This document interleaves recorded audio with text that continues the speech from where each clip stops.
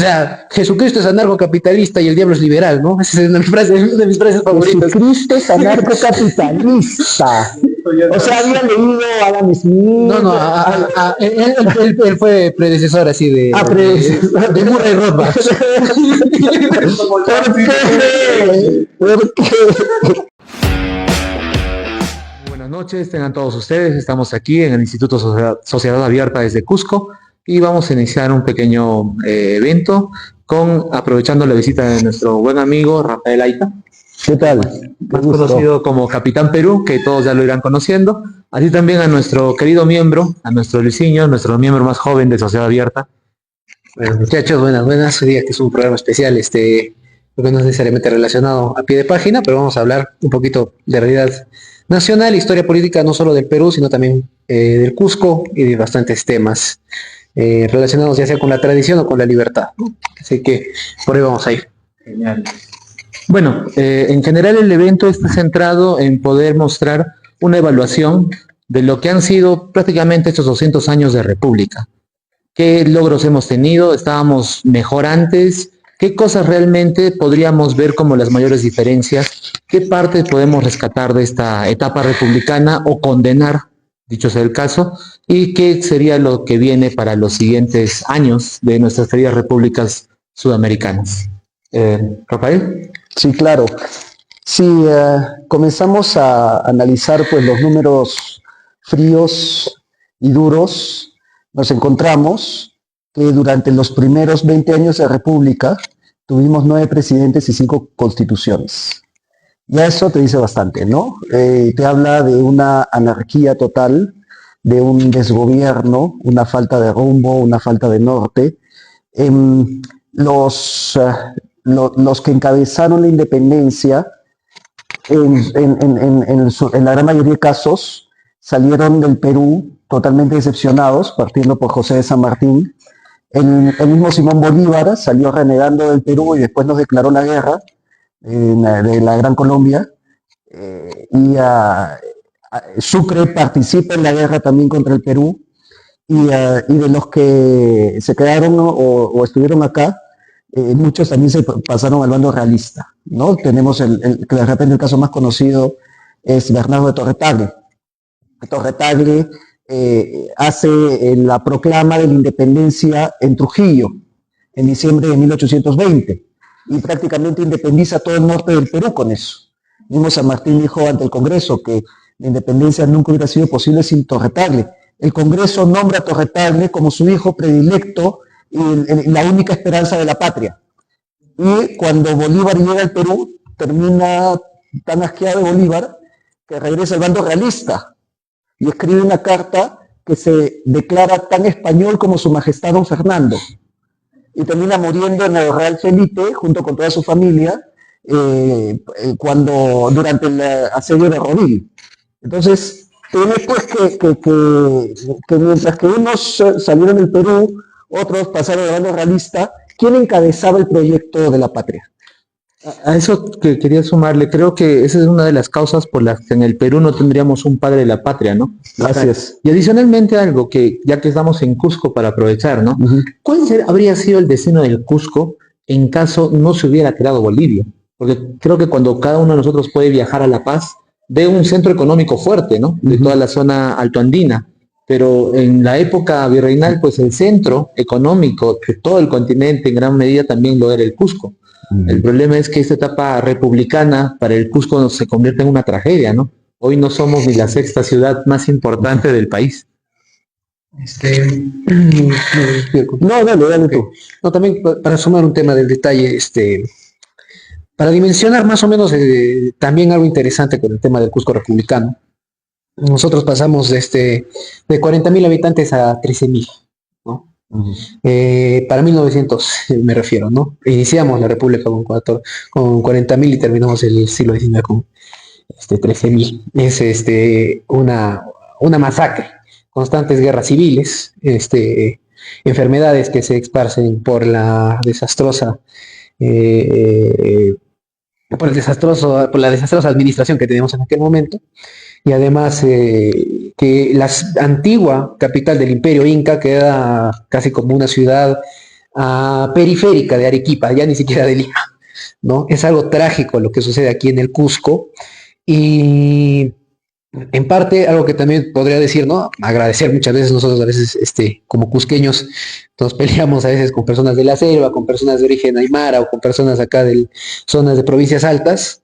Han sido ellos y no la República los que han dado un Cusco más próspero del que hemos visto. Si uno revisa la historia del Cusco republicano, tan solo revisamos el siglo XX, es una ciudad destrozada y podemos agradecerles muchas veces a estas personas que han venido acá, la ciudad del antiguo Imperio Inca, a reconstruir, a proveer una economía, a capitalizar, a generar trabajo, a generar pequeños negocios y que espero que siga prosperando de esa manera la ciudad en algún momento. Hemos llegado a 500.000, pero recordemos de que el costo de la independencia ha hecho que el Perú sea, que el Cusco sea realmente una ciudad tristemente periférica de otros sectores dentro del mismo sur y que si actualmente estamos viendo algo bueno es más que nada no por la República ni sus instituciones, sino por la misma acción humana de las personas, ¿no?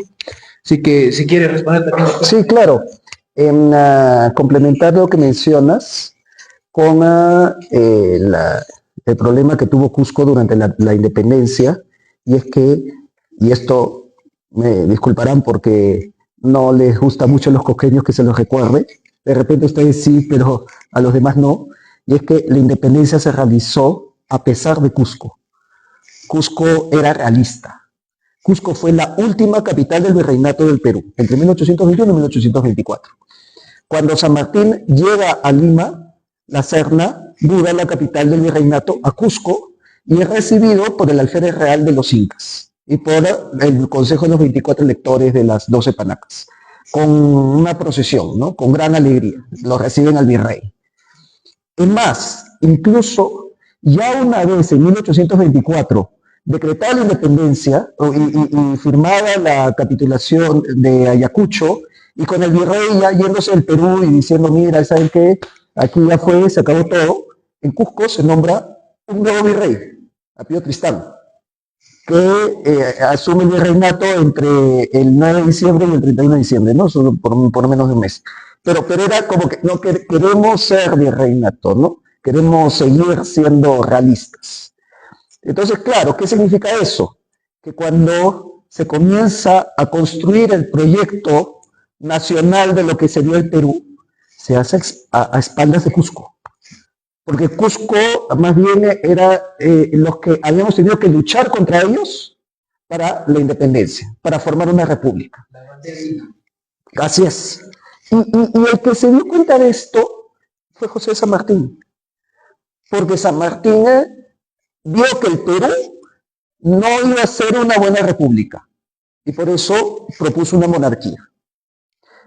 Entonces, claro, el problema de San Martín es que propuso una monarquía europea y manda la misión García Parrocien a buscar un príncipe en Europa, ¿no? A Leopoldo, al que fue el rey de Bélgica, Leopoldo I, a varios, tenía 3 candidatos, un Borbón también, lo cual era, ok, ya, nos estamos peleando para sacarnos al rey de España y traemos un príncipe Borbón, ¿no? Pero se dio cuenta de que acá iba a funcionar una monarquía mejor que una república. La cuestión es, ¿qué hubiera pasado si en vez de ver hacia Europa, hubiera buscado un rey entre la nobleza inca? No, a ver, a mí lo que me parece curioso es esta idea de que el Perú no es material de buena república, pero curiosamente, no existe ninguna buena república, honestamente, ni ningún pueblo que sea material de buena república. Tan solo veamos el caso de Francia, que justamente decían, estoy trabajando con material pobre, decían los jacobinos para cortar tantas cabezas. El sistema republicano que nos ha traído esta enfermedad política que tenemos no es necesariamente algo positivo, ¿no? Y honestamente la ciudadanía del sistema republicano contemporáneo es una forma baja de esclavitud. No solo lo digo yo, lo dicen la cantidad de pongos que han tenido que trabajar de forma forzada en el sistema republicano porque las municipalidades lo necesitaban. El sistema republicano, a diferencia del sistema monárquico, te puede levantar en leva, como hacían los jacobinos, y mandarte a la guerra, y como han hecho acá. Muchas buenas personas, muchos hijos de muchos cusqueños han muerto en guerras porque la República, que repito, es un Estado, es una mafia de personas ahí, han decidido que, bueno, tienen que morir por nosotros. No podemos decir nuestro nombre, no podemos decir tienes que morir por Gamarra, tienes que morir por Piérola, tienes que morir por el Perú, ¿no? Por la República, porque todos somos iguales, ¿no? Aunque yo no soy el que manda a sus hijos a la muerte. Creo que lo más interesante en este caso, en el caso del Cusco y en el caso del Perú, pero principalmente el Cusco, es que te demuestra cómo el sistema de política moderna, el sistema de la modernidad política colapsa y fracasa. Fracasa en esta idea de ser una tabula rasa y de ser una sociedad virtuosa, porque la destroza, ¿no? Y es curioso que constantemente estas personas que miran siempre hacia el futuro, hacia el progreso, sean los grandes hacedores del daño hacia el Cusco. Ya sean personajes que ya no están necesariamente del lado jacobino de la República, pero siguen estando del lado del proletariado y del sindicato, ¿no? Ese es el mismo personaje del progreso que, como digo, o sea, muchas cosas son progresivas, como por ejemplo la gangrena, e ir hacia adelante no significa ir hacia mejor, ¿no? Los incas seguían teniendo esta visión de ver hacia el pasado, de ver lo que funcionaba, de ver la tradición, y eso quizás es algo que tenemos que reflexionar siempre constantemente. Ver hacia el pasado de una mejor forma en vez de estar todo el tiempo obsesionados con un progreso que nos lleva nada más a la decadencia, ¿no? Yo lo que quiero hacer es una consulta. ¿Cómo podríamos analizar geopolíticamente quizá el desarrollo republicano? Porque cuando vemos las fronteras de los países, vamos a notar que los aymaras están divididos entre Bolivia y Perú, mapuches entre Argentina y Chile.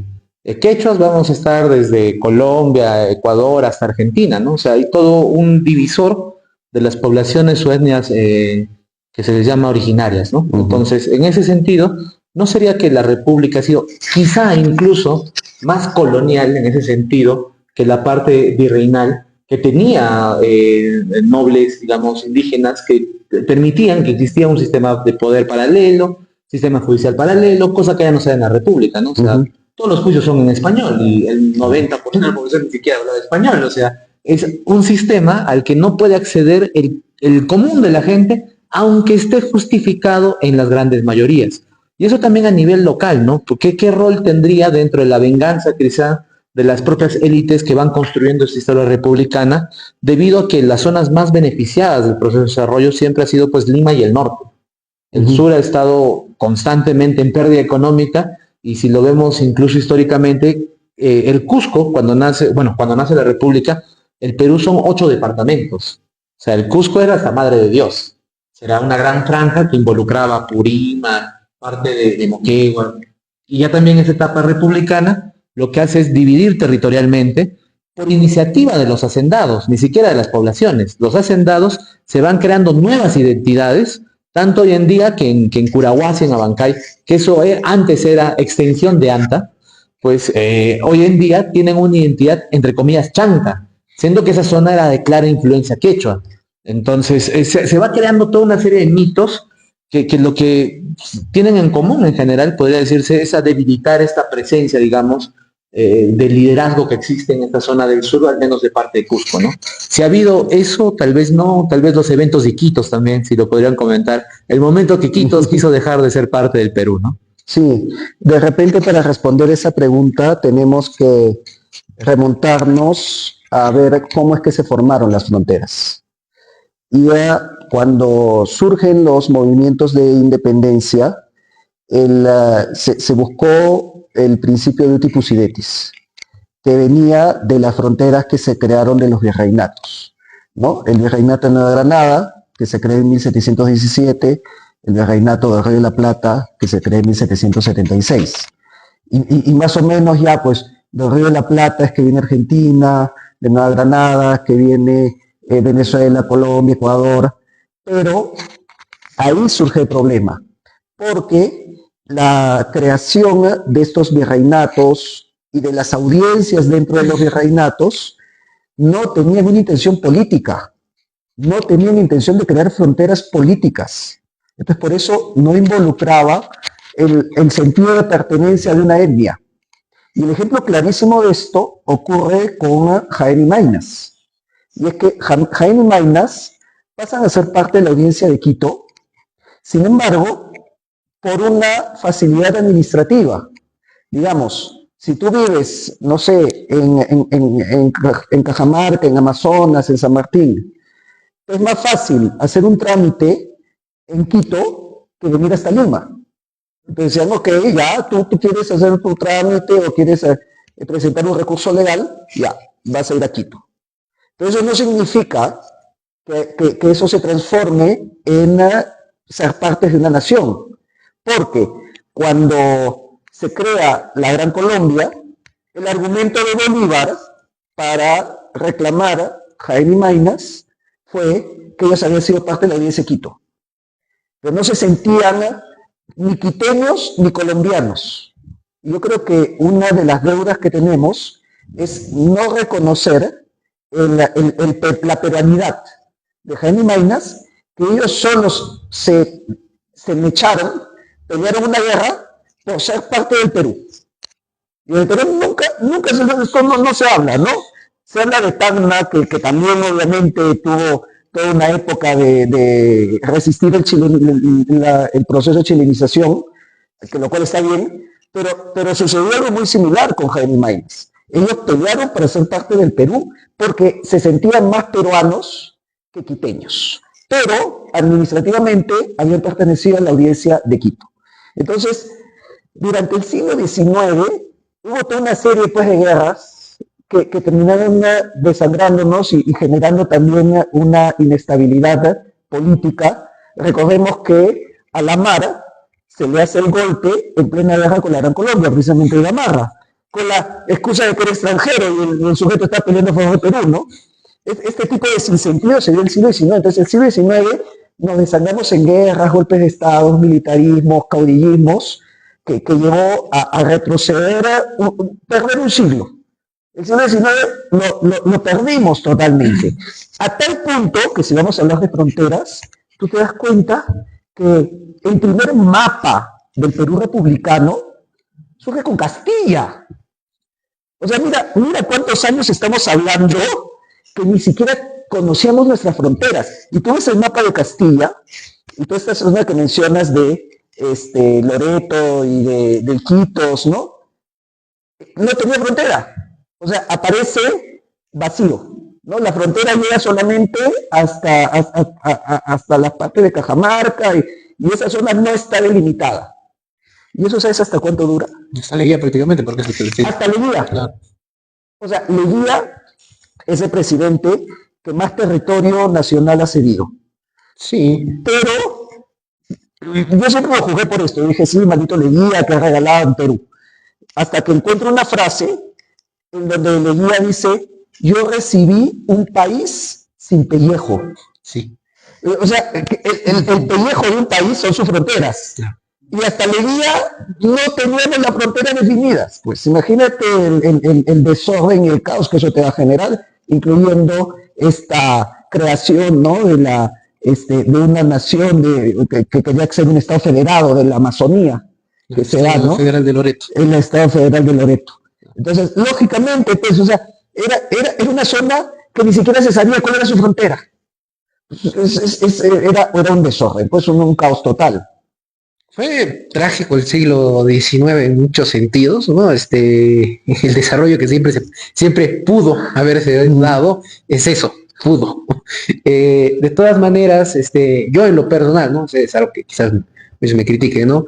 Algo también me hizo acordar una frase que tiene Cecitar, ¿no? Él dice que es muy divertido de estudiar la historia del Perú, la historia republicana, ¿no? Yo ya también le respondo, pero es jodido vivirla. El tema es trágico. Ahora, sin embargo, con el tema de la creación de fronteras y de la creación de países, algo que a mí, en lo personal, a mí me pone, siempre que lo escucho me da miedo, ¿no? De unificarnos con distintos países o hacer federaciones grandes. Diría que sí, siempre y cuando se mantenga una idea de descentralización. El genio del antiguo régimen era eso, la descentralización. No era un poder el poder que tenía Robespierre era 10 veces mayor que el que tenía Carlos V, ¿no? Robespierre iba a un lugar cualquiera, un pueblito de Francia, y si pedía impuestos le daban impuestos, porque si no le cortaban la cabeza. Carlos V va a pedir impuestos y lo botan a palos. En la revolución de comuneros en la misma Castilla, se levantan todos los comuneros. Y ese era el genio del antiguo régimen. O sea, quien tenía el poder lo tenía limitado. Tenías que negociar para tener un ejército. No lo tenías un estacionario en donde podías sacrificar vidas como si fuera cualquier cosa, como si fueran balas, ¿no? Ese es el problema que yo veo ya también con el sistema actual. Muchas veces pensamos de que la solución es meternos más, centralizar más. Si vamos a hacer una república sudamericana, tiene que estar igual de centralizada y piramidal que las que tenemos a día de hoy. Y en parte mucha gente ve con miedo el tema de la balcanización, y eso es entendible. Sin embargo, yo creo que hay que entender de que muy probablemente pueda ser beneficioso estar mejor separados, unidos culturalmente, pero separados políticamente y competir entre nosotros, ¿no? Quizás unidos políticamente en algo similar a lo que fue el Sacro Imperio, desordenado, no necesariamente con algo centralizado muy fuerte, que estar todos unidos bajo el mismo yugo y que lo único que nos conecte sea, bueno, pues el tirano que está encima de nosotros, ¿no? En tan solo miremos las repúblicas más chiquitas que tenemos acá en Hispanoamérica, ¿no? Especialmente el caso de Uruguay y Paraguay. Son países que están prosperando porque no son tan grandes tampoco y tienen que competir con gigantes. Esta idea, ¿no? Del mamut que va a destrozar el resto de sus competidores, ¿no? Del Brasil gigante que muchos quieren, yo la considero peligrosa si es que seguimos con la idea de una visión moderna de la política. Si está centralizado, va a ser muy grande, va a ser muy poderoso, pero no esperes que sea bonito vivirlo ahí, ¿no? La gente va a tener que estar fregada. En parte, esa es, yo diría, mi crítica con el hispanismo político, ¿no? Si yo estoy a favor de un hispanismo, estaría a favor siempre y cuando fomente la descentralización, ¿no? Que volvamos no a un rey fuerte como los Borbones, sino a cabildos en donde nosotros solucionemos el tema, ¿no? En vez de esta idea que algunos tienen, que es más o menos como el socialismo árabe o el panarabismo, que no funcionó. El panarabismo no funcionó. Miremos los países que formaron la Unión Árabe, ¿no? Que es Egipto y Siria. ¿Funcionó? No, no funcionó.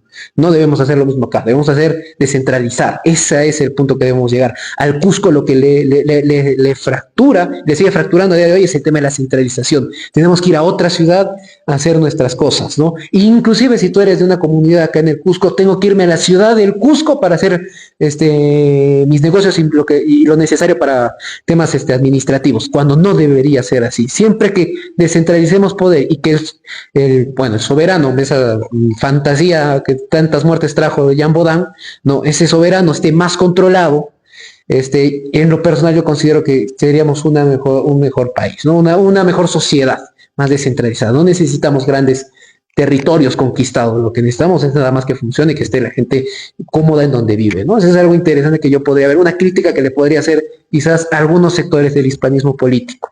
No sé. Es que eso que has mencionado es precisamente el gran debate entre los hispanistas austracistas y los borbonistas. Justo aprovechando, quería hacer esa pregunta exactamente. Primero un comentario, ¿no? Miguel Ancho Bastos, conocido analista político más cercano a nosotros quizá, él, por ejemplo, hace una crítica interesante, ¿no? La ilegitimidad que tenía una monarquía permitía justamente que la población, al no sentirlo tan legítimo, siempre estuviese en esa negociación de si hago caso o no, viendo cómo se comporta el poder, ¿no? En cambio, la República, al tener esta bandera de legitimidad en todas y cada una de sus decisiones, termina siendo también un monstruo que cada vez avanza y genera presión sobre todos los miembros que participamos de su yugo, ¿no? Porque como tiene esa legitimidad de ser del pueblo y todo, en general muchas normas que apoyan a sectores micro, pues en sí son validadas, ¿no? Y aprovechando ese paréntesis, ¿cuántas formas de hispanismo hay? ¿En qué se diferencia? ¿Y qué los caracterizaría? Ya. Primero lo que hemos estado comentando, ¿no? Lo que decías entre la descentralización y la centralización. De repente aquí me voy a extender un poquito en narrar las raíces históricas de esto, pero creo que ya que lo has mencionado vale la pena. Y es que lo que tú dices sobre la legitimidad e ilegitimidad se puede resumir en una frase que tenían los austrias, y que era: serás rey mientras seas buen rey. Si no eres buen rey, no serás rey. Eso es, ya, te portas bien, ok, aliado, te obedezco. No te portas bien, chao. Y eso marca la política de la Casa de Austria, ¿no? De los reyes Habsburgo que mencionaba, desde Carlos V hasta Felipe II. Si estamos Felipe II que estoy hablando, Carlos II, ¿no? Si estamos hablando del Perú, estamos hablando entre 1542, que se funda el Virreinato del Perú, y 1700, que muere Carlos II. Y ocurre la Guerra de Sucesión y se cambia a los Borbones. Esto fue un debate en la Escuela de Salamanca. ¿Por qué? Porque la Escuela de Salamanca ya estaba enfrentando el absolutismo francés. ¿De dónde viene el absolutismo? Que es origen de la centralización. El absolutismo es un engendro, es un monstruo que nace cuando unes la monarquía con el Leviatán de Hobbes.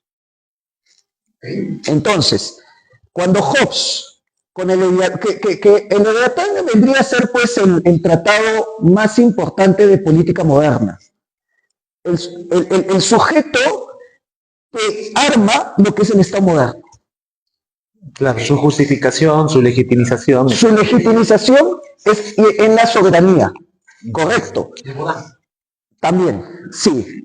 Entonces, si estamos hablando de cuando el Leviatán, con esta idea de Estado moderno, ingresa ya en la política a través de la Paz de Westfalia, porque la Paz de Westfalia cambia el mapa político de Europa.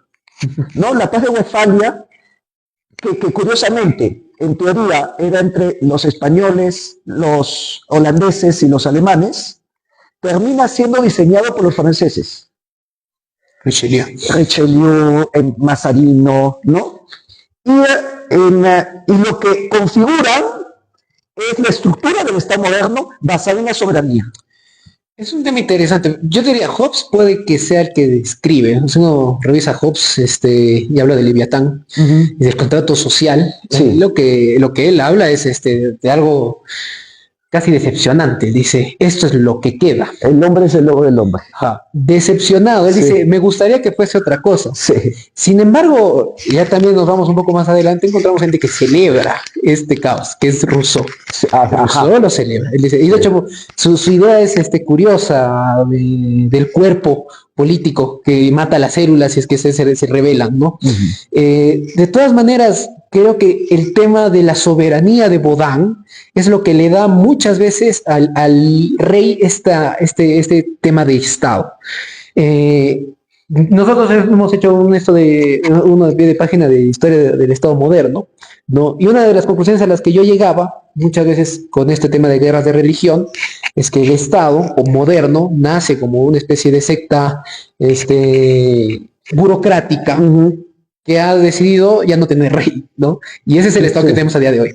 Pero ojo, todavía pasaría desde la Paz de Westfalia hasta la Revolución Francesa. No tanto, porque tenemos a Oliver Cromwell, que sería el primer experimento que yo diría que este es donde está este tema. Pero sin embargo también hay que entender algo. Muchas cosas del pasado es digna de rescatar, y a veces muchos liberales tenemos el problema de pensar de que el Estado es eterno. Y no es necesariamente así. Dalmacio Negro Pavón, en su libro justamente de Historia de Formas del Estado, te hace entender esto. Hay muchas formas políticas que no tienen por qué ser Estado. El Estado lo define Maquiavelo. Esa es su primera iteración como concepto, ¿no? Y lo que vamos conociendo va a ser algo que se va desarrollando todo ese periodo hasta la Revolución Francesa, en donde tenemos la monstruosidad que actualmente nos atormenta, que es el Estado moderno, ¿no? Entonces, muchas de las viejas instituciones y de la tradición es algo que debemos rescatar. Aquí en el Perú, yo diría que el Estado moderno, el Estado maquiavélico real, nace justamente el 28 de julio de 1821. No necesariamente antes. Antes habían otros sistemas distintos. No es necesariamente el mismo concepto de Estado que tenemos a día de hoy. Aun cuando yo podría criticar muchas cosas de los Borbones, tenían esta idea igual, que a mí me gusta, ¿no?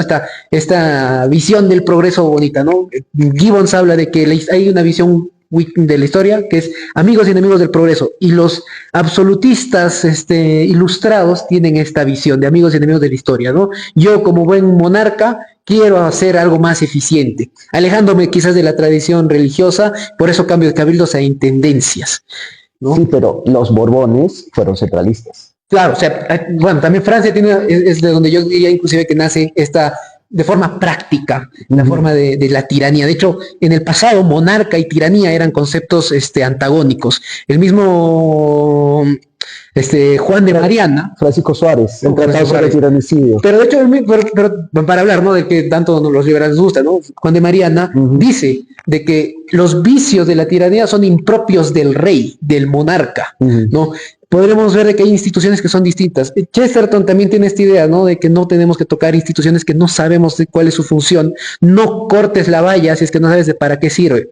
Cuando llega la República acá, todas las instituciones tradicionales, ya sea las tiránicas de los Borbones o las buenas instituciones de los Habsburgo, son tiradas abajo en nombre de el progreso y de la razón, y de que ahora mediante la geometría, la ciencia y el pensamiento vamos a poder desarrollar una república virtuosa, ¿no? En lo personal, yo también digo, el escudo del Perú representa bastante eso. No tiene no tienes nada tradicional que represente al Perú, sino una visión de aquel momento cientificista, ¿no? El reino animal, el reino vegetal, el mineral. No tiene sentido. De hecho, un profesor me mencionaba que el escudo del Perú muestra la división del PBI. Donde la mitad es minería. Y el resto, exportación, agricultura, extractivismo, es nuestro esquema del PBI peruano. Tal vez por eso el economicismo, ¿no? Y por eso, mira, eso, claro, menciona Juan de Mariana, Francisco Suárez hace el tratado sobre el tiranicidio. La escuela de Salamanca marca la frontera entre la monarquía absolutista y la monarquía compuesta de los Habsburgo. Y lo que te dice Francisco Suárez es, para la filosofía francesa, el poder del rey viene directamente de Dios. Pero para la filosofía hispana, el poder del rey lo recibe de Dios, pero a través del pueblo. Sí, el mismo Mariana lo dice. Entonces tiene que responder al pueblo. El francés no. El francés responde a Dios. Y es más, contradecir al rey es pecado. Es un tema interesante ahí, porque justamente viendo esto, los primeros que empiezan a oponerse al reino son católicos en Francia. Así son los hugonotes, que son protestantes. En el caso de los reinos hispanos ya había una especie de balanza de poder antes de los Borbones, en donde no necesitas que se introduzca un virus protestante para pelearte con el rey, ¿no? Porque te puedes pelear con el rey de todas maneras. No sé, Juan de Mariana casi le cancelan por eso y todo ese tema. Y a Francisco Suárez le cancelaron sus obras también. Y expulsaron a los jesuitas. Sí. Pero ahí también, la escuela de Salamanca crea una especie de límite, como tú dices, entre el orden del Estado tiránico moderno o oligárquico, porque de todas maneras todo Estado es una oligarquía. Son personas encima que te dicen, no, es que esto es por el bien del pueblo. Y son burócratas que están ahí, que les pagas el sueldo y tú estás feliz porque te han dicho que porque tu banderita es lo que lo justifica. El tema es de que la escuela de Salamanca hace una parte de eso, ¿no? Dice, no, esa es una visión nefasta. Hay una visión tradicional y policéntrica, en donde distintas instituciones funcionan, en donde distintos actores pueden ser parte sin la necesidad de una planificación central.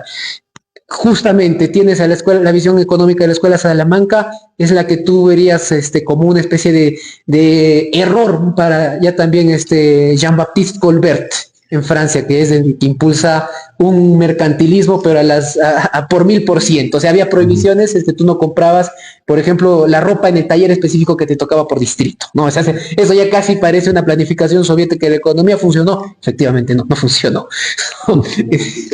Exactamente, ¿no? Bueno, los fisiócratas depende también de qué fisiócrata tú es, ¿no? Ahora, espérate, para continuar, porque como todo esto afecta al Perú, muchos que nos están viendo de repente dicen... Están viajando demasiado. Se han ido hasta los hugonotes y la paz de Westfalia y Hobbes, ¿no? En el Perú, el sistema descentralizado de los Austrias había funcionado muy bien, porque el poder reposaba sobre los curacas. Entonces el curaca seguía manteniendo su poder, seguía manteniendo incluso un título nobiliario, un escudo de armas, a veces incluso ampliaba más su poder, porque ya podía tener vínculos con España. Algunos viajaron a España, y acá seguían controlando su comunidad, su ayu, su cabildo, etcétera, ¿no? Porque ellos eran los que presidían los cabildos también, ¿no? Los cabildos de indios. Entonces, eso funciona muy bien hasta que viene la Guerra de Sucesión Española, entran los Borbones y Felipe V, que fue el primer rey Borbón, expulsa unos 30.000 españoles austracistas de la península. Esto no se lo cuentan ni siquiera los españoles. Saben que los expulsan, pero no les cuentan a dónde fueron. Adivina dónde. Claro, después de 1708 más o menos, el Perú se volvió más austracista que España. Era más contrarreformista. En el Perú nunca llegaron a consolidarse las reformas borbónicas, en el sentido que siempre encontraron una oposición. Y eso, no voy a irme hasta Túpac Amaru II. Eso lo tienes desde el memorial que le envía el Cabildo de Indios de Lima a Felipe V, diciéndole que respete el pacto con los Habsburgo, que lo estaban incumpliendo, y que haga respetar la cédula de equiparación que había hecho Carlos II en 1695. Entonces, ellos le estaban diciendo, no estás cumpliendo, no nos estás cumpliendo todo lo que nos han dado los reyes anteriores. Y es ahí donde viene un siglo de rebeliones anticoloniales, como dice el título del libro de Harry Félamo.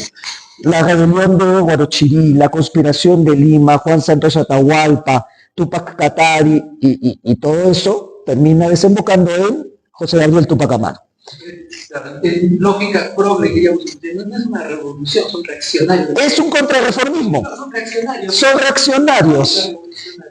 Aunque son reaccionarios, pero que no simplemente se oponen, quieren volver al régimen anterior. Claro, Sí. esa parte es importante porque, o sea, Túpac Amaru, que en sí es una figura muy celebrada desde Velasco, pues ha tenido toda una corriente ideológica con la cual se le asocia. Pero ahora que se está viendo el revisionismo adecuado, pues se ve, bueno, muchos Que es rostros. otro Túpac Amaru. Claro, o sea, no es el Túpac Amaru que nos han enseñado, Sí. pero y ese es cómo es de poderoso la construcción de los relatos, ¿no?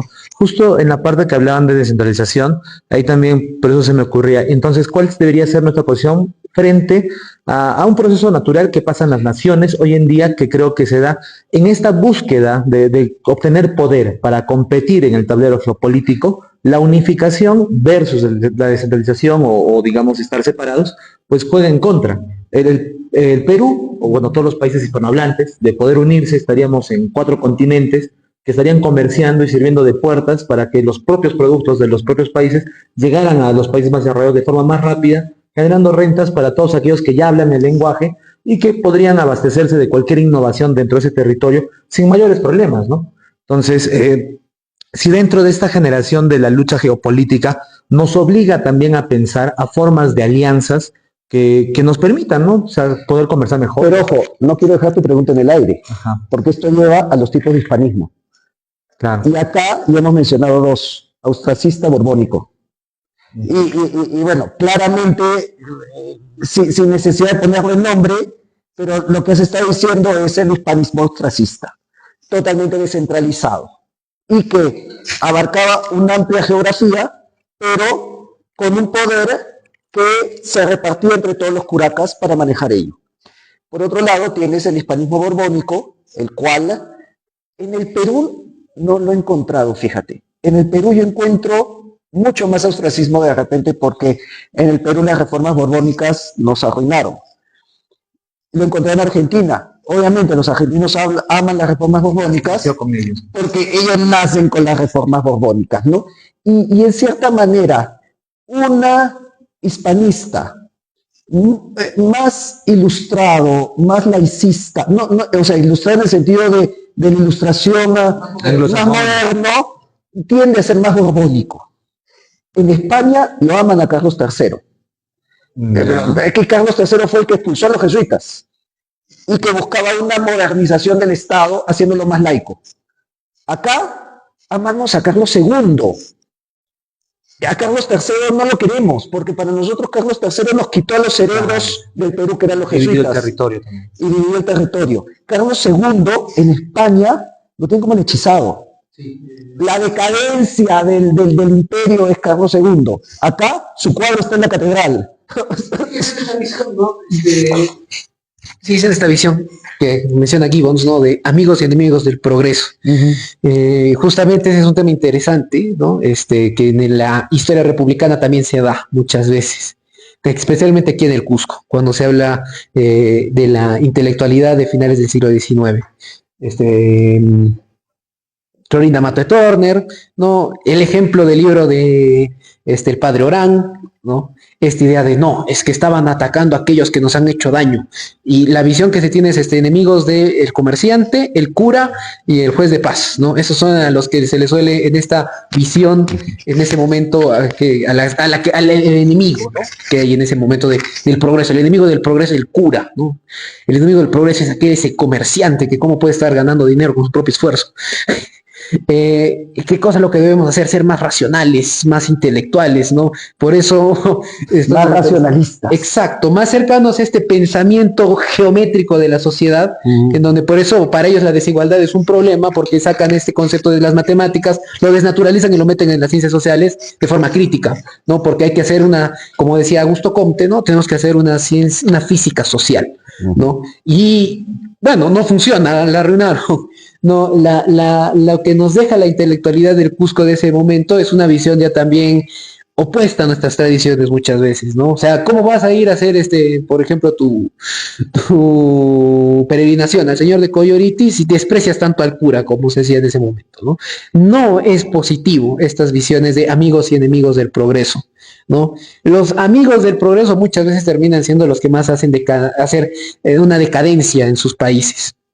Y aquí en el Cusco hemos sufrido tristemente estas visiones, quitándonos nuestras, en algunos, no culturalmente, gracias a Dios, pero en muchas personas les ha quitado esta visión más reaccionaria, más de pueblo, porque muchas veces estos amigos del progreso del finales del siglo XIX, porque eran mistis, ¿no? De aquella época, hijos de los soldados republicanos que se veían bastante intelectuales, ¿no? De aquellos pensamientos y teorías de Europa, ¿no? Y te dicen, no, y ya actualmente pensamos de que esos son buenas personas, ¿no? Y te dicen, no, es que en España y en el virreinato había racismo.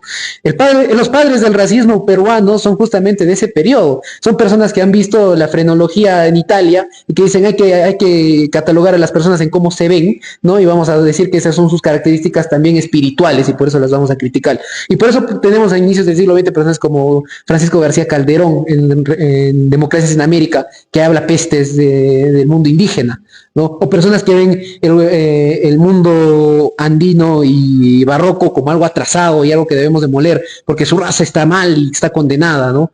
El mundo moderno y esas visiones de progreso son cosas que muchas veces han traído lo que nosotros le culpamos a la tradición. Y la tradición no era racista, los racistas fueron estos locos del siglo XIX.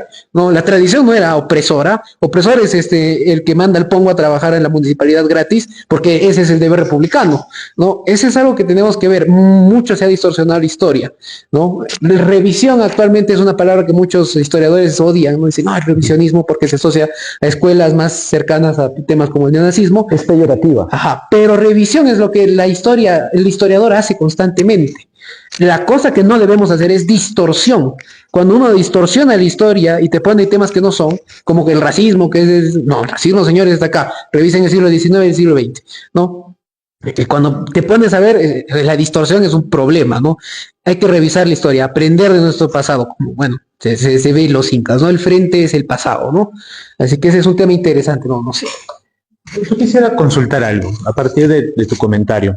¿Es posible tener una historia objetiva? Porque hay mucho debate al respecto, dado que la historia al final, al construir, hay quienes lo ven como un relato ordenado, que por lo tanto siempre va a tener bandos, y que la historia es de los vencedores. Quien tiene el poder de la pluma define qué es lo históricamente correcto, y los que no, pues no serán. Incluso esto se usa para el hecho de legitimar por qué la tradición oral sigue siendo válida en nuestro caso, puesto que hay muchos relatos de tradición oral que se mantienen hasta la fecha de diferentes fenómenos, pero que obviamente no están escritos en un libro porque los que históricamente no poseían el poder, son los que obviamente tenían solo el relato oral para mantener su historia. Si sería válido o no la legitimidad de estas herramientas, porque también es todo un debate, ¿no? Bueno, si vamos a hablar de la objetividad de la historia, la intención ha sido hacerla objetiva. El problema es que para esto necesitas hacerlo de acuerdo a una metodología. Bueno, problema entre comillas, no está mal que tenga una metodología. El problema es que existen varias metodologías de análisis histórico, ¿no? Entonces, yo puedo tener un mismo hecho histórico con data y evidencia arqueológica y demás. Y el mismo hecho yo lo voy a interpretar de maneras opuestas en escuelas diferentes. Y es por eso que al final de cuentas la que marca en la escuela que va a seguir cada análisis histórico es la filosofía. Al final de cuentas, detrás de la historia vas a encontrar cuál es la escuela filosófica en la que has hecho tu marco para hacer un análisis histórico. Ahora, el primero en buscar que las humanidades sean científicas, nos guste o no, fue Karl Marx. Marx busca que el estudio, que este estudio de las humanidades histórico, sea con una base científica. Y para eso utilizó el materialismo histórico, que se utiliza hasta el día de hoy. Sí, sí. Y incluso yo diría que es el que más se utiliza. En las universidades es materialismo científico, materialismo histórico. Justamente con el argumento de ser objetivo, porque si tú estás siendo científico, entonces obviamente tienes que ser objetivo. Y esto se basa en un materialismo de siglo XIX, obviamente. Sin embargo, habría algo que ver, eso podría ser el estudio de la historia per se. Sin embargo, de cómo se enseña a la población la historia, vamos a ver que sí existe un marco específico, una filosofía específica, es la que me estoy diciendo. La del Estado, ¿no? Es lo que te estoy diciendo. Ya. La forma como se enseña es la dialéctica. Porque no sé qué tan materialista. No sé qué tan dialéctico suena que San Martín durmió, vio parihuanas y así nace nuestra bandera. Yo no veo el materialismo. Tampoco. No, es un puro cuento, pero sí. Es un debate filosófico, sí. Eso también hay que hacerlo, hay que dar cuenta de ello. Actualmente el fetiche en las ciencias sociales, en la academia, el fetiche no es el marxismo necesariamente como fue, no sé, en los años 30, ponte. El fetiche actual sigue siendo, por ejemplo, la Escuela de Estudios Culturales de Birmingham. Y ni siquiera completa, diría. Es lo que actualmente vemos entre estos académicos, es una visión extraña, que ven al mundo como si ellos fueran turistas. Claro, muchos de estos son de las sociedades del primer mundo desarrollado, son generalmente personas de clase media alta, con una visión curiosa de que el mundo es un bazar turístico y que cada cultura es un souvenir, ¿no? Y a nivel intelectual hacen exactamente lo mismo y hay transvestismo teórico. De hecho hay un libro justamente que habla, ¿no? Lo woke no es de izquierda, y es verdad porque es otra cosa, es un monstruo deforme que no tiene sentido alguno. Ese es el fetiche actual de la academia, es en temas de ciencias sociales, ¿no? Diría justamente los estudios culturales de Birmingham, pero tanto los estudios culturales de Birmingham como Karl Marx y como muchos otros, el verdadero problema que yo le veo es el colectivismo metodológico, el holismo. Como decía Bastos, ¿no? Él hace una analogía muy interesante, con el tema del cuerpo, ¿no? Para los que defienden cosas como la teoría general de sistemas, en donde está esta idea del Gestalt, a los alemanes les encantan, ¿no? Estas palabras que definen una sola cosa, no como los americanos, que Get es para literalmente 50 usos, ¿no? Gestalt es más que la suma de sus partes, ¿no? Para los que defienden la teoría general de sistemas, el cuerpo es una muestra del Gestalt, ¿no? Es más que una suma de células, una suma de microorganismos. Pero él dice, eso no se puede aplicar en cosas como la sociedad. Un espermatozoide no puede decidir ser neurona y después formar parte del sistema linfático, ¿no? O sea, no tiene esa capacidad. Pero si tú te revisas a intelectuales izquierdistas como George Sorel, por ejemplo, él comienza siendo un conservador clásico, pasa por la escuela del marxismo y el sindicalismo, y termina siendo nacionalista, ¿no? Así que en términos de colectivismo, no se unió a ningún colectivo el señor, fue bastante polifacético. El individuo, bueno, la persona humana es bastante polifacética, no puedes decir de que hay un sistema que es superior al individuo, ¿no? Caeríamos en esa visión de Rousseau, de que el ser humano es una célula que puedes disponer de ella, tanto para sacrificarla como para amarla, ¿no? Y no es verdad. Ese es el problema de la historia que yo veo bastante. Por ejemplo, cuando te dicen la República Criolla. No existe algo como criollo. No puedes agarrar un grupo de gente y ponerles un mote de criollo y en base a ello criticarlo. Vas a terminar en un tema de Hutus y Tutsis. Habla de la República, que es el concepto que tenemos. ¿Qué es la República? Es un grupo de gente. No, son individuos y son culpables. Tienen nombre y apellido y son culpables de los crímenes que tienen que pagar, ¿no? ¿De qué crímenes tiene Salaberry? Bueno, ser un sanguinario, por ejemplo, ¿no? Hay que hablar justamente de ese tema, de dejar de ver a la historia desde un punto de vista colectivista, ¿no? De clases, de sociedades. No, es que la Revolución Francesa es que se levantó las clases burguesas. No, fueron unos cuantos huevones que estaban ahí reunidos en esto, hicieron la revuelta de los notables, después le hicieron chongo al rey, aprovecharon una revuelta popular del PAN y después le pusieron en el poder quitándole la cabeza, ¿no? O sea, hay individuos, hay gente, ahí está Lafayette, está Robespierre, está Danton, está un montón de nombres que te puedo dar, pero son individuos, no podemos colectivizar. Está mal eso porque te va a hacer caer en esos vicios, ¿no? Te vas a encontrar con este tema de no entiendo por qué los indígenas defendían la monarquía si era tan mala para ellos. No, porque estás pensando en colectivos, estás pensando en que una persona no puede tomar sus propias decisiones, sino que tiene que consultarlo a la mente maestra, que es este concepto, ¿no? De yo soy indígena y tengo que... No, había indígenas en ambos bandos, en uno más que en otro, eso sí, ¿no? Y ese es un tema que yo veo. Hay que dejar estas visiones colectivistas porque no te permiten ver bien la historia muchas veces. Y otra crítica al materialismo histórico que complementa el tema del colectivismo es precisamente el materialismo en sí mismo. Y vamos a aterrizarlo en el caso del Perú. Tú no puedes explicar que un país como el nuestro tenga aproximadamente unas 27.000 huacas y oráculos desde el materialismo, porque es un tema netamente místico.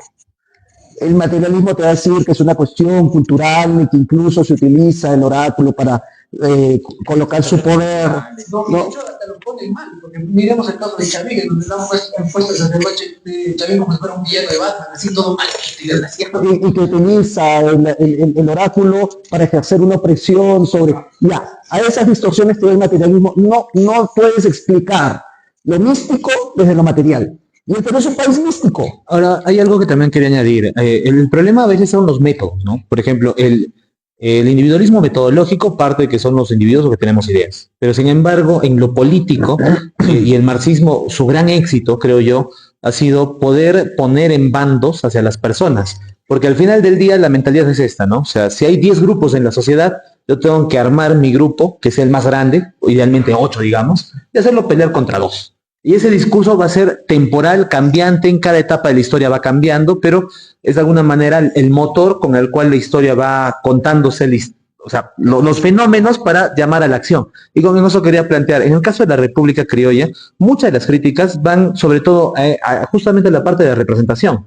Y yo, por ejemplo, a los televidentes les voy a invitar de nuevo, hagamos una lista, ¿no? Por ejemplo, ¿qué porcentaje de la población consideran hoy en día o históricamente tenido el país, ¿no? Entre, digamos, indígenas, mestizos, digamos, criollo, solamente como ejercicio, ¿no? Y ahora, ponga en un cuaderno el nombre de todos los héroes de la República, ¿ya? ¿Qué grupo encuentra sobre representado en referencia a otros? Y se va a ir notando que en el país, al menos figuras académicas, figuras históricas, héroes, plazas y demás, tienen una seria sobre representación de un lado frente a otro. Me vas a pedir cupo ya. No, mira. Primero y principal, esto va a sonar feo para muchos que pueden seguir el tema del marxismo. El marxismo ha fracasado. No lo digo en forma de jaja, me burlo, no. Si las ideas del colectivismo metodológico hubieran funcionado, es que las conclusiones hubieran sido uniformes, y el problema es de que no. Hay un libro que es justamente Sociología de las Filosofías, y plantea este tema. Cuando empiezas a tener marxistas estructurales, marxistas no ortodoxos, poco ortodoxos, muy ortodoxos, es ahí porque tu filosofía gracias al individualismo que existe en nuestra sociedad, se va partiendo, diluyendo, y ese es el fracaso que yo diría del marxismo. No hay una idea proletaria propia y dura que sea uniforme. Se han peleado todos, hasta los que justamente decían de que eran uniformes y únicos, como es el oxaísmo, ¿no? Los albaneses, los pequineses que eran maoístas, se han peleado entre ellos, ¿no? Y en ese sentido el marxismo yo diría que ahí fracasa, no ve eso, de que el individuo, justo inclusive dentro de su propia escuela, puede marcar esos problemas. Recién cuando se muere Marx, y es donde empiezan a ver estos fragmentos, ¿no? Empieza a ver Bernstein, empieza a ver Sorel, empieza a ver acá el mismo Lenin, exacto. Entonces ellos empiezan a pelear entre ellos, ¿no? Y ahora, con respecto al tema de lo político y de esto de la unidad, a los norteamericanos les costó bastante, por ejemplo, el tema de matar hasta a todos los indígenas, porque los indígenas estaban desperdigados y no estaban unidos. Pero les costó mucho. En cambio, eso es lo interesante. Cañaris, Caras, todas las sociedades que sometió el Imperio Inca, bueno, el Imperio Inca estaba centralizado en una sola institución. Los tomaron y ya desapareció el Imperio Inca. Bueno, no desapareció, pero te das cuenta que la forma de dominar es más fácil mediante la centralización que de la descentralización. Si nosotros nos descentralizamos entre muchos cabildos y juntas de gobierno, pongamos el caso hipotético, ¿no? De una unión, de una especie de utopía libertaria hispana, ¿no? Hay muchos cabildos, muchas juntas de gobierno, y quiere invadirnos Rusia. Va a hacerlo cabildo por cabildo, no puede hacerlo de otra forma, y se va a desgastar antes de llegar siquiera a concluir va a destrozarse como Estado antes de siquiera conseguirlo. Mira el caso tan solo de Estados Unidos. En Estados Unidos la visión ya se perdió, yo estaba viviendo allá y se ha perdido esta idea de descentralización que tenía Tocqueville. Y especialmente tras la guerra civil, ¿no? Porque los confederados eran bastante idiotas.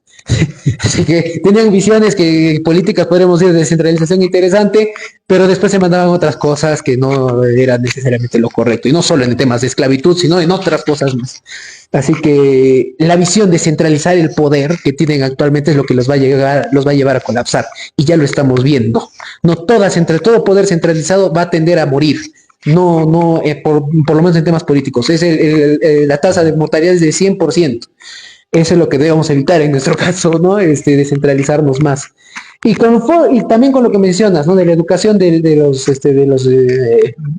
las personas en el Perú, ¿no? De los ciudadanos. Repito, ciudadanía es una forma baja de esclavitud. Es para ser buenos ciudadanos. Velasco no buscaba tener grandes académicos, Velasco buscaba tener buenos borregos, ¿no?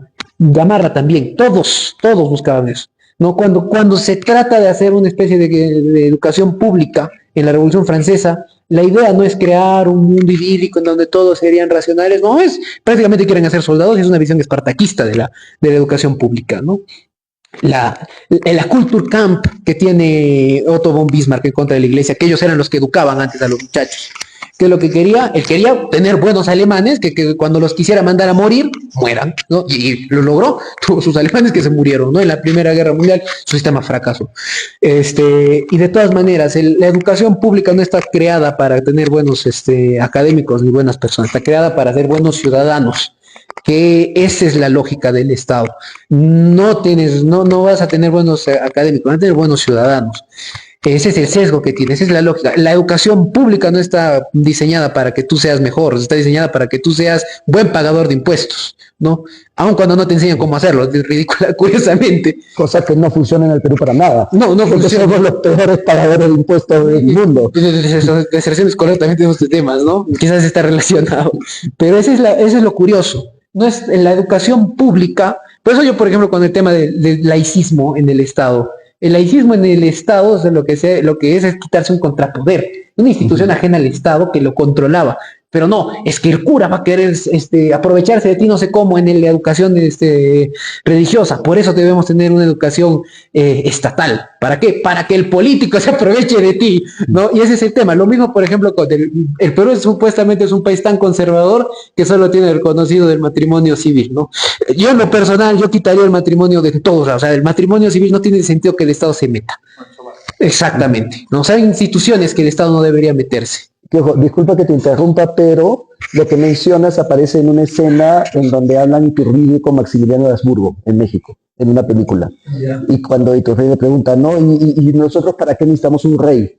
Y Maximiliano le responde, porque el rey es el que protege al pueblo de sus políticos, ¿no? Entonces, Hablando de hispanismo, y ya que has preguntado sobre los tipos de hispanismo, y ya que ha surgido el tema del materialismo y del colectivismo, no sé si quieres hablar del hispanismo marxista. Aquel que está saliendo por el pueblo obrero ahora, que están empezando en España. Pero tenía una duda más interesante, justo en lo que mencionabas antes de los, bueno, ¿puede haber una unión hispana, considerando que en España tienen una visión diferente del hispanismo o de lo que serían los héroes o las figuras representativas respecto de lo que se está desarrollando en el Perú? ¿Hay posibilidad de esa unión? ¿O es más fácil que en Latinoamérica o Sudamérica o bueno, las repúblicas hispanohablantes en América exista una unión diferente? Mira, yo diría que sí, que no. ¿Por qué? Porque sí, porque tenemos todas las condiciones naturales para una unión, en el sentido de que hablamos el mismo idioma, le rezamos al mismo Dios, tenemos los mismos defectos, tenemos las mismas virtudes, incluso si nosotros nos comparamos con otras potencias que se encuentran unidas políticamente, como Rusia o como el mismo China, son más heterogéneas que entre nuestros propios países. O sea, la unión en temas de idiomas, si te vas a China, vas a encontrar más de 40 lenguas. Dos chinos pueden no entenderse entre sí, ¿no? Acá tú juntas a un peruano, a un venezolano, a un cubano, a un mexicano, a un chileno en el extranjero y se van a sentar juntos, van a comer juntos, les va a gustar la misma comida, escuchan la misma música. Viceversa, si tú traes un chino desde la Patagonia y lo haces recorrer hasta México, no se va a dar cuenta en qué momento ha cruzado una frontera. O dime, no se cruza la frontera, ¿no?, entre Bolivia y Puno, o la frontera, ¿no?, entre Tacna y Arica, ¿no?, entre Tumbes y Ecuador, y tú te das cuenta que has dicho, estoy en otro país. Eso yo creo que son condiciones naturales, que facilitan el término de ponernos de acuerdo. El gran problema está, y ahí es donde está el no, en el ponernos de acuerdo. Ya que históricamente lo más difícil entre nosotros ha sido ponernos de acuerdo y esa es la limitación que hay. Porque incluso la identidad de estos colectivos imaginarios a los cuales llamamos naciones, su identidad es muy contradictoria. O sea, el mismo hecho de que Bolívar y San Martín en Argentina, en Colombia, Venezuela tengan ese halo mítico y que la propia existencia de Venezuela tiene pues que ir en contra de un enemigo. Y por eso decía bueno, más que nada el materialismo dialéctico, basado en lo que fue el libro de los chicos de Visual Politics, herramientas marxistas para no marxistas. O sea, más que entenderlo en análisis histórico, entenderlo desde su practicidad política a la hora de crear discursos. ¿Cuál es el enemigo de la República Venezolana? Pues es su pasado es hispano, ¿no? O sea, su pasado español. De casi todas las repúblicas sudamericanas va a ser ese su mismo argumento, ¿no? Pero si escarbamos ahí, lo que van a encontrar todos es que todos al final fueron parte del Perú. O sea, al final del día, parte de esa tradición histórica nos vuelve a conectar y toda esta división contemporánea que hacemos o sea, no tiene futuro porque al final la raíz histórica es común, ¿no? Sí, vamos a resaltar el pobre chinito que lo está haciendo pasar hasta por esta Fontainebleau. La uniformidad es un cáncer francés, lo voy a decir así fuerte. ¿Por qué? Porque la reacción hablaba vasco y mataron a los bretones en la Revolución Francesa. No, la heterogeneidad es realmente el genio de nuestra civilización y nuestra cultura. La unificación, en tanto en cuanto sigue siendo esta lógica de uniformidad, va a fracasar. Porque está fracasando en Rusia, porque están entrando distintos radicalismos que están fragmentando la sociedad y que aunque no lo vemos a día de hoy así como muy presente, dentro de esa sociedad está. A ver, disculpa que interrumpa, pero acá hay un paréntesis. Ajá. Es verdad que nadie busca hacer una homogeneidad en donde todos pensemos igual. La heterogeneidad obviamente es saludable, pero la heterogeneidad es un límite también para la unificación. Unifica Pakistán con India. Efectivamente, ese es el tema. Entonces le digo, la Unión Europea ha sido un problema para Europa. Y ese es el tema. ¿Cuándo triunfó Europa? Como dice Bastos, es cuando estaba separado. ¿no? Y ahorita puede que no vemos, no vamos a estar triunfados, pero estamos gobernados por bárbaros, estamos recién en nuestro inicio del periodo de la Edad Media. Imaginemos que el imperio romano ha sido el imperio español, ¿no? Recién estamos en ese caso, y lo mejor quizás sería más separarnos, más estar centrados en cada uno de sus propios asuntos y ser competitivos en cada uno de nuestra región. Si hay una unificación cultural, ¿no? Si hay distintos lazos que se pueden formar, yo estoy completamente de acuerdo, pero un solo ente político no esperen más que tiranía. O sea, si vamos a buscar una unificación así absoluta, va a ser algo muy peligroso. Los proyectos similares en el resto del mundo han fracasado igual. Una Commonwealth. Puede funcionar lo similar a una Commonwealth. Yo a mí lo que me gustaría más bien es ponte que que primero los países hispanoamericanos federalicen, sería algo bueno, o se confederalicen, sería muchísimo mejor. Y que cada región que quiera haga distintas ligas basadas en esos temas culturales. Y estas ligas, este nuevo telar, sea lo que realmente podríamos decir que es la nueva región cultural que vemos. Ojo que César casi me cuelga cuando le hablé de Estados Federados en el Perú. Cuidado que ahorita te va a agarrar de la puerta. No, eso no va a es muy republicano. Muy moderno ese, ¿no? Pero es que, de nuevo, miremos el caso, a mí me gusta comparar, ¿no? Este pensamiento hispanista político con el pensamiento panarabista. Funcionó. ¿Qué es lo que les ha dejado a los árabes el panarabismo? Que políticamente triunfó. Bueno, tiranos como Bashar al-Assad, locos como Michel Aflaq, ¿no? Personajes trágicos y destructivos y nefastos como ha sido Saddam Hussein, ¿no? ¿Por qué? Porque la visión que ellos tenían es la unificación y la homogeneidad. Por eso los de, ¿cómo se llama esto? Este pueblo que justamente está peleando ahorita, que tuvo ya un tema ya en Siria, los que no tienen pueblo, los que no tienen estado, los kurdos, los querían exterminar porque estaban ahí en la sociedad árabe infiltrados. La unificación no se puede dar por un tema de homogeneidad, va a fracasar.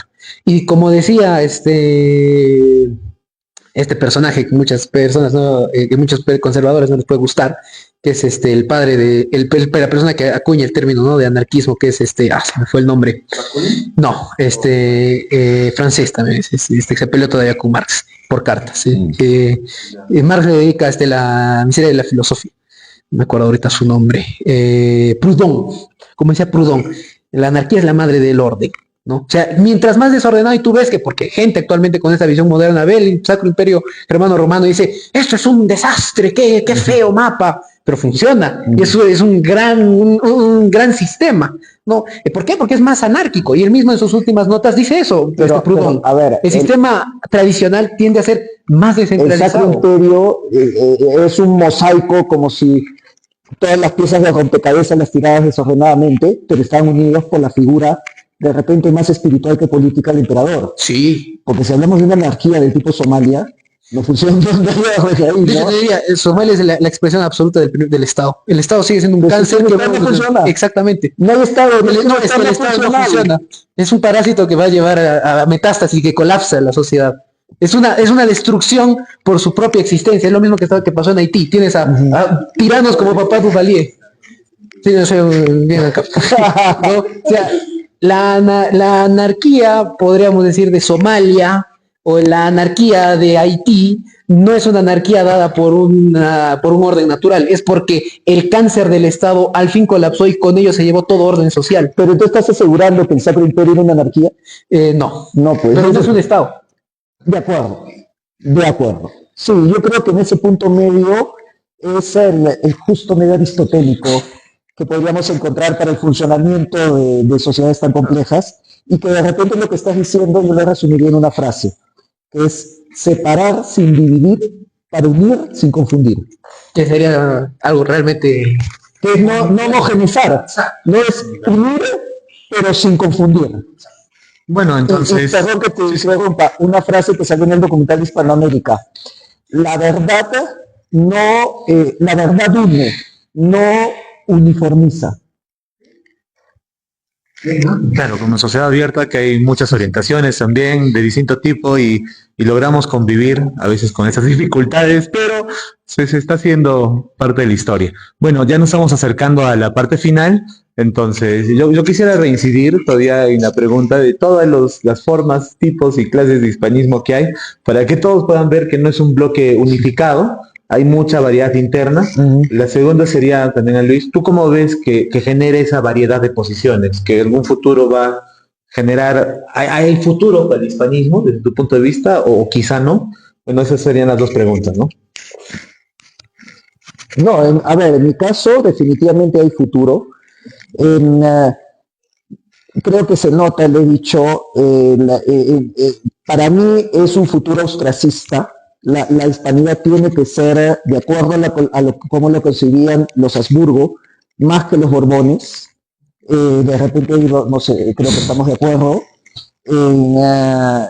Y sí es verdad que incluso una hispanidad marxista al estilo, pues, de la escuela de Oviedo, no, me parecería peligrosa. No me gustaría una unión de repúblicas socialistas hispanoamericanas. Porque son repúblicas. Claro. Además de socialistas, son repúblicas, esas cosas. Así es. O sea, requeriría una restauración monárquica. Sí. Sí, yo también estoy de acuerdo. Requeriría que vuelva el Inca. Sí, sí. Ese es el futuro de la hispanidad, que vuelva el Inca. Pero para Cusco, Principado del Cusco. Yo no sé si funcionaría para todo el Perú. Mira, Para el Perú, de los Austrias. de los Austrias quizás, ¿no? Para el Cusco sí funcionaría, su casa de runas y su casa de panacas. No, o sea, pero el tema... Separarlos de los anacondas.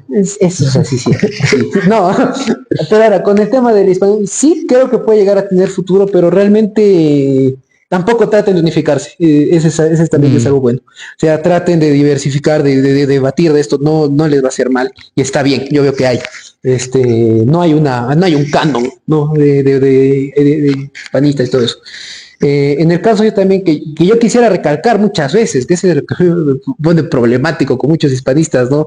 El tema del liberalismo, libertarismo y también su heterogeneidad interna, ¿no? No es lo mismo un John Rawls que un Franz Hermann Hoppe. Es completamente casi dos caras opuestas, ¿no? Y muchas veces no se da el tiempo de estudiar para analizar bien y criticar correctamente. Cuando uno tiene que revisar, por ejemplo, el marxismo, tienes que estudiar bien el marxismo, tienes que saber quién es Bernstein, tienes que saber quién es Marx, tienes que saber qué es la Liga de los Comunistas, ¿no? ¿Quién es Robert Owen? Si no los conoces, no estás haciendo una buena crítica del marxismo. Y lo mismo digo tanto para el hispanismo, si no has estudiado sus figuras intelectuales, y para el liberalismo, si no las has estudiado, si no sabes cuáles son sus corrientes, no vas a hacer algo realmente buena crítica, ¿no? Esa heterogeneidad muchas veces también hace difícil porque hay visiones contrapuestas, opuestas, etcétera, etcétera, ¿no? Pero siempre es importante, en mi humilde punto de vista, estudiarlo eso. Ya, pero espérate que me vuelvas el micro porque ahí tengo... Y dentro de todo este aspecto que has hablado del liberalismo, lo resume una pregunta. ¿Eso no es materialista? El liberalismo. Sí.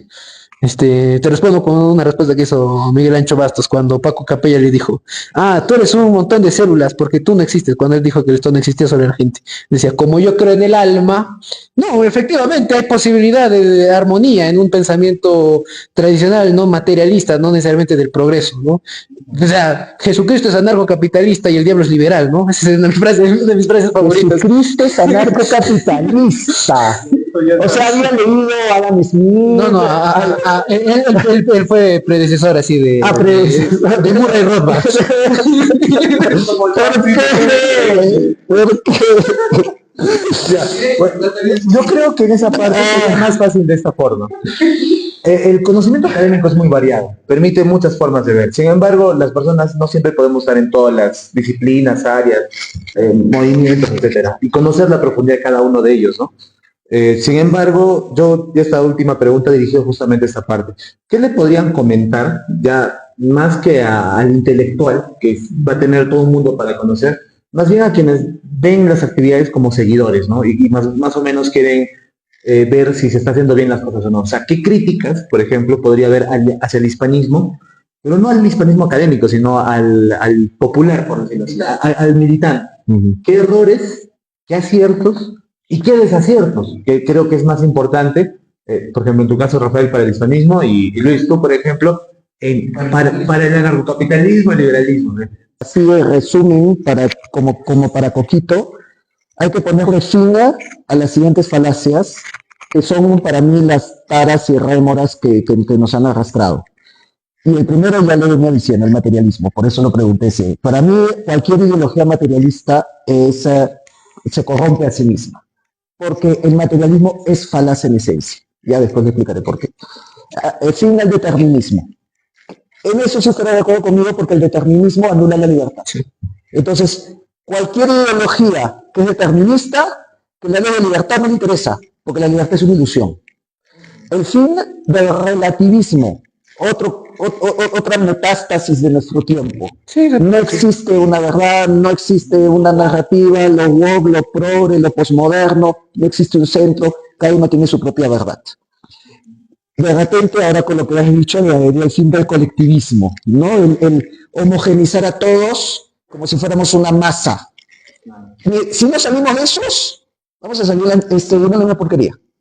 O sea, para levantar cabeza hay que ponerle fin a los que he mencionado. Y ya ahí comenzar a ver algo mucho más lógico que nos oriente a hacer una mejor sociedad.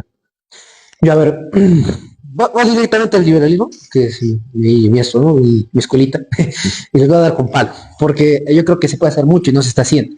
Primero y principal, yo creo que tanto el hispanismo como el liberalismo sufren un problema muy similar, que es a veces el limeñocentrismo, por algún motivo sucede, ¿no? En el caso del hispanismo está surgiendo acá un hispanismo interesante. En España no es así, ¿no? Claro. O sea, al contrario. No, de hecho, es que eso sería algo en contra de lo que sería lo tradicionalista, porque eso es jacobino. La ciudad capital, que sea el centro de todo eso, es jacobino. Eso es francés, esas son cosas modernas, ¿no? Ahora, en el caso del liberalismo pasa mucho eso.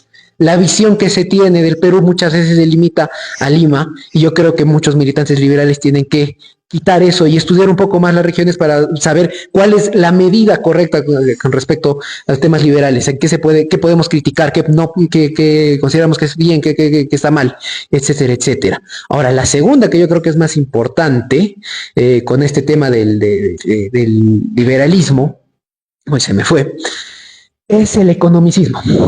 Sí, Mises y la acción humana son grandes libros, ¿no? La historia del pensamiento económico de Murray Rothbard es hermoso, ¿no? Hay muchas cosas más que se tienen que aumentar ese libro, ¿no? Pero eso es maravilloso el libro. Sin embargo, no podemos limitarnos simplemente al tema económico. Hay que revisar los aspectos históricos, hay que revisar los aspectos sociológicos. Y el libertarismo por lo menos, porque recuerden, hay distintos liberalismos, ¿no? El liberalismo político estaba peleado con el económico, ¿no? El liberalismo por lo menos, el libertarismo, te da muchas herramientas para ese tema, para ver, por ejemplo, por qué el Estado es tan nocivo. En muchos sentidos, fue escrito por un izquierdista, la historia de la corrupción en el Perú ayudó bastante tanto a los liberales como hispanistas, porque le quita legitimidad a la República. Dice, este proyecto es lo que es una banda de ladrones que te han perjudicado constantemente. Y en el caso, por lo menos de acá en provincia, es evidente cómo nos ha perjudicado la existencia de un Estado. Ha sido el esclavizador número uno, ha sido el destructor número uno, ha sido el asesino número uno, ha sido un desastre absoluto el Estado, ¿no? Pero hay que verlo en distintas formas, no solo porque lleva empresas a la quiebra, sino porque lleva a tus hijos a la guerra, que es creo que es el mensaje principal, ¿no? Porque lo ha hecho desde hace 200 años en el caso del Perú y lo está haciendo desde hace mucho tiempo en todo el mundo, ¿no? Ese es el tema que yo creo. Hay que dejarnos un poquito más del economicismo. La gente entiende, sí, pero es más sensible también al tema de, oye, no quiero que mi hijo lo lleve, no quiero que mi hijo lo eduque una persona que no sabe de nada y solo quiere que hacerlo un esclavo del Estado. No quiero que mi hijo lo lleven a morir en una guerra que no tiene nada que ver, ¿no? O que me empobrezca por las políticas ridículas que un burócrata ha decidido que son buenas, como la sustitución de importaciones, ¿no? Ese tema yo creo que es importante. No es necesariamente alejarnos de lo económico, es importante lo económico, pero ir más allá. El ataque hacia el Estado es más vasto de lo que nosotros pensamos, ¿no? Correcto. Bueno, muchas gracias a todos nuestros televidentes. Nos iremos con una pequeña para que también lo investiguen. Muchos de los hacendados nacen con el ejército independentista en el Perú. Se reparten los territorios de bastantes curacas y muchas de las regiones que nacen, que recordemos que eran 8 provincias al iniciar la República, hoy son 24, pues nacen por estos mismos hacendados que se unen para tener poder administrativo. No necesariamente por cuestiones culturales, no por cuestiones étnicas, razón por la cual vamos a encontrar más parecidos entre zonas altas de Apurímac y Cusco, que quizá diferencias, al igual que otras regiones van a encontrar lo mismo, a tal nivel que incluso la diferencia de territorio podría darse de otras tantas formas que ya serán parte de otros podcasts, pero inicien ahí la investigación y hagamos una reevaluación. ¿Qué ha sido de esta república a los 200 años de su creación? Y también ver qué opciones de cambio o mejora tenemos que dar. Bueno, muchas gracias. Esto es Sociedad Abierta. Saludos para todos.